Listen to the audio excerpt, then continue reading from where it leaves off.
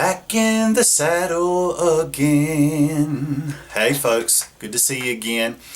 Well, good for you to see me again, right? Hope everybody's doing okay. I want to go over a concept that it's different, but it incorporates the use of the indirect object pronouns, okay? So it is a verb that you've heard probably from the beginnings of Spanish 1. It's the verb gusta, right? Or gustar.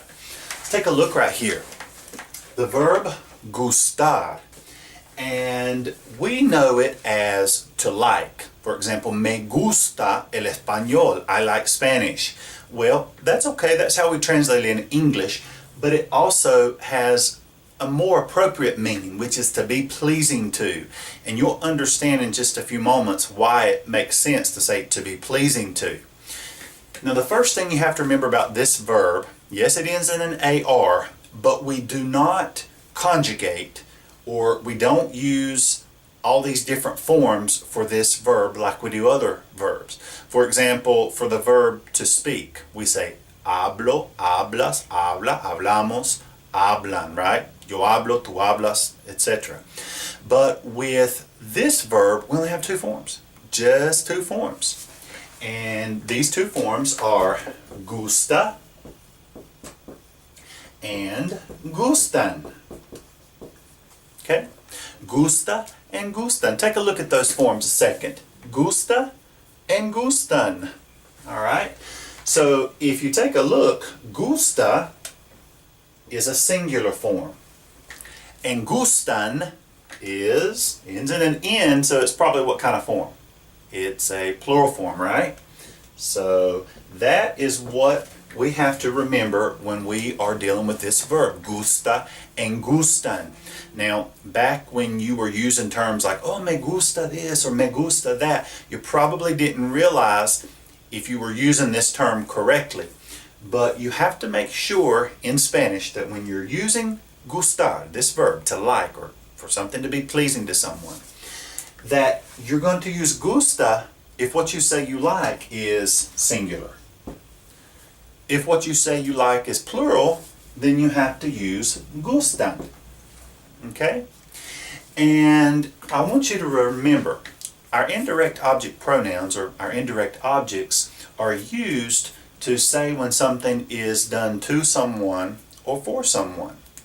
So we're going to be looking at these sentences kind of in a backwards way. That's really kind of how they work. Back here at the end really is where your subject of your sentence is. You've got your verb, and then here at the end, since you're saying that something is pleasing to someone or pleasing for someone, then what do you think you're going to be using when you do something to someone or for someone? What part of speech is it that we've been using? That's right, your indirect object pronouns. So, whenever we use gusta, we do not use yo or tú or nosotros or anything like that. We use me, te, le, nos, and les. These are what we use when we are saying that we like something. Because if you think of this sentence and the way this verb works, you're kind of, again, going backwards. So let me say something up here in the singular form. Let's say, I like chocolate. Me gusta el chocolate. Chocolate, yeah. I don't know if I spelled it right. Me gusta el chocolate. So I like chocolate. That's how I would translate it in English. But the way this verb works is, it's kind of like you're thinking of it backwards. So chocolate is pleasing to me. So that's why we're using our indirect object pronouns, the me, te, le, nos, and les, because it's just the way this particular verb works. Okay? If I say, for example, let me get rid of these so I have some space. Okay? If I want to say that I like vegetables, then I would say me gustan las verduras. Me gustan las verduras. Now think a second. Why would I use gustan with verduras? Isn't that a singular person? It is. But is this verb determined by me or whatever else comes in front of it? No. The verb form is determined by what comes after it, because this is a special verb. It only has two forms, gusta and gustan, in the present tense. So since verduras, vegetables, since verduras is plural, you have to say gustan, gustan. Me gustan las verduras. Now in Spanish, if you would say me gusta las verduras, you'd still be completely understood. It would just sound uneducated. And I didn't train no uneducated people. So make sure that you say me gustan las verduras, or whatever else is plural there. And then whenever you have something singular, you're just going to say me gusta, whatever that singular thing is, el chocolate, or me gusta la música, I like music. All right. Now I've been using me in some of my examples right here, but you can certainly use any of the other indirect object pronouns as well. If I want to ask if you like something, then since I refer to you in an informal way, I could use te. So I could say, ¿te gusta la música rap? ¿Te gusta la música rap? So literally I'm saying, is rap music, is it pleasing to you? Now I would never in English come up to you and say, is rap music pleasing to you? That would sound kind of odd, would it not? So again, in English we say, do you like rap music? That's just how we express that in English. But here in Spanish, you're saying, ¿te gusta la música rap? So again, that subject, it's kind of funny, but it's at the end of the sentence now. Is rap music pleasing to whom? To you. If I ask if you like soft drinks, I could say, ¿te gustan las sodas? ¿Te gustan las sodas? So when I say te gustan las sodas, why am I using gustan? Why am I using gustan, this plural form? Because sodas is plural, and that's why you have to use gustan. Okay? So again, keep in mind, if whatever you say or you're asking, if somebody likes, if that object or thing, if it's singular, you have to use gusta. If the thing you're asking somebody if they like is plural, then you have to say gustan. Okay? Now watch this. This is kind of like a little nuance, just a little detail.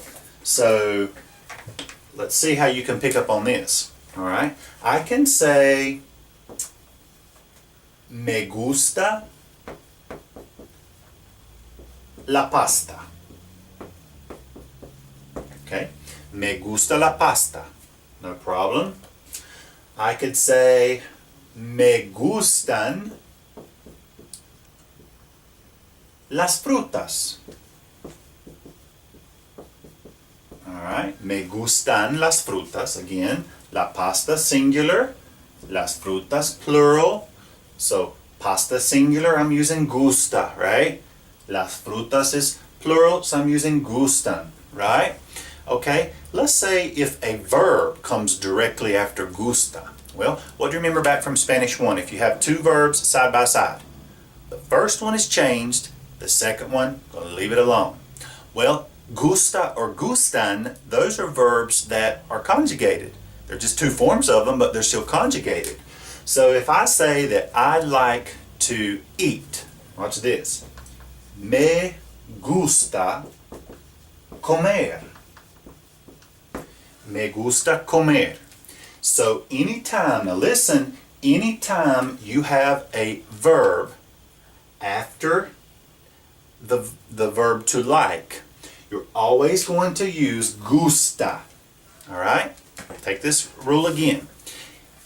anytime you use an infinitive or a verb, a non-conjugated verb, after the verb to like or to be pleasing to, you're always going to use gusta, never gustan. Because if we break this down, we're really saying to eat or eating is pleasing to me. So it's viewed as a singular action. Okay? Watch this. Me gusta comer las frutas. Here's one of those little nuances, one of those little details that really shows if you've understood the concept. Okay, me gusta comer las frutas. Well, I've got the word las frutas, that's plural. I've got the verb comer, but you notice that I've left everything as gusta. And we have to do that because I'm still saying that eating the fruit is pleasing to me. I'm not just saying the fruit is pleasing to me, I'm saying eating the fruit is pleasing to me. So rule of thumb, if you've got two verbs and the first one is gustar or to like, you'll have to have gusta, G-U-S-T-A, and then another verb if you're going to have a verb after it. You cannot say gustan and then another verb. It just won't work. It's gusta and then a verb or an infinitive. Alright? So, no pun intended, but I hope you like this video. I hope it is pleasing to you.